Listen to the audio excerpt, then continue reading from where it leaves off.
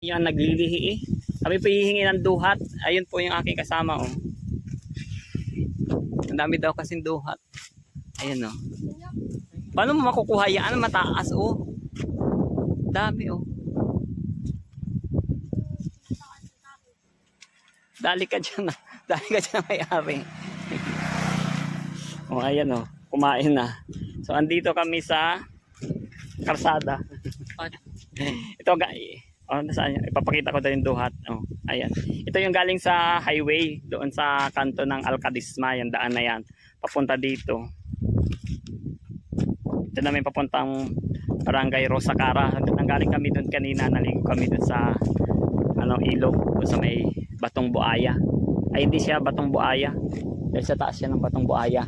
Andito ako kasalukuyan sa may ilog ng Rosacara. Itong mga ka-adventure yung taas nung tinatawag nila ditong Batong Buaya. So kilalang kilala na dito sa bayan ng Bansud yung tinatawag na Batong Buaya. Ngunit mga ka-adventure, ang pinapakita ko sa inyo ngayon sa video kong ito ay ito yung isang bahagi ng ilog dito sa taas ng Batong Buaya, kung saan ay hindi nila ito gaanong na ipapakita dito sa social media, kung kaya ay isang pamamaraan na naman itong ating naisipan na videohan, kuhanan ng video ang lugar na ito upang maipakita sa inyo. So doon sa Batong Buaya mga ka-adventure, may bayad doon, pero dito sa nakikita nyo ito, libre dito.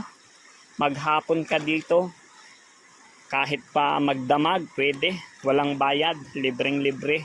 Kahit sino, kahit taga saan pa kayo, basta marating nyo lang ito dito sa barangay ng Rosacara, bayan ng Bansud, Oriental Mindoro. So may nakikita tayo dito ka-adventure na isang malaking tipak na bato. Ito ang ginagawa namin dito, kagaya ng ginawa ko kanina, ay inakyat ko itong bahagi na ito, tapos tumalon ako dyan papunta doon sa ibaba doon sa likod doon. So bali dyan yung tubig na nakikita nyo yan, dyan bumabanda o dyan bumubulusok sa bato na ito. Kaya napakaganda dyan mga ka-adventure sa lugar na yan. Dyan tayo kanina nagpalutang-lutang. So nakita nyo na rin siguro yung mga video namin kaninang nauna pa. Tapos papakita ko lang sa inyo mga ka-adventure itong taas ng batong na ito. Itong malaking bato na ito, ito yung itsura niya sa taas.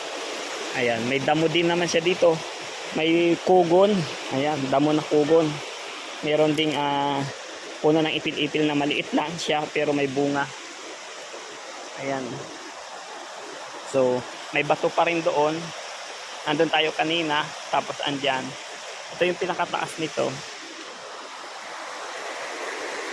Ayun yung ating dalawang kasama, si ka-adventure Wilbur saka si ka-adventure Eric. Ayan, dito tayo tumalon kanina.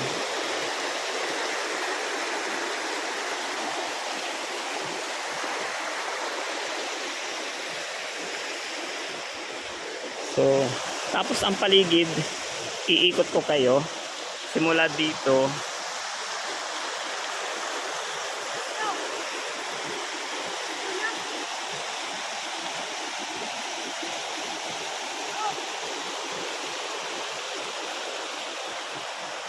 So yun ang kabuuan ng isang pag-ikot natin mga ka-adventure. Tapos pag-uwi namin, nadaanan namin itong puno ng duhat. Tapos may mangga din dyan, may sampalok. Pero yung punteriya ng kasama ko, duhat. Uy, may linya ng kuryente, baka may ground dyan lalaki. O, ayan o. Pasimple lang itong isang itay o. Dumali na agad. Daig pa yung mga nagalihi ay. Pero ako'y makain din pag may nakuha. Maghulog nga dito nang matikman yan. Dalit, wala pang may-ari. May marating na motor eh. Baka ito yung may-ari. So, nasaan na?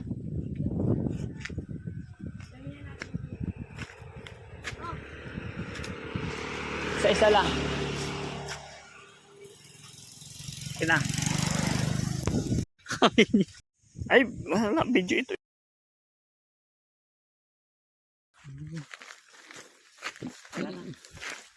Kami uuwi na.